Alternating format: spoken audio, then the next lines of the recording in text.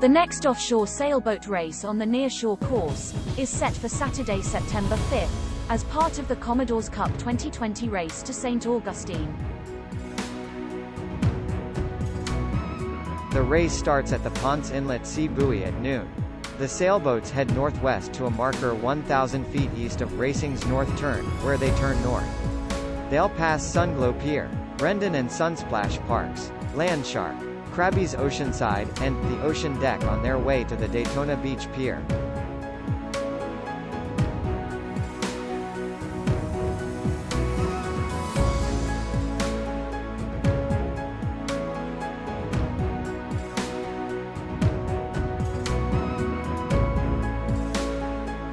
Entries in the cruising class include Albert Reel, La Vie Dansante, Dan Milkey, Strange Bird, Randy Gillies, Godspeed, Todd Stebleton, Copperhead, Philip Cornett, Sail Away, and David Smith, Incommunicado.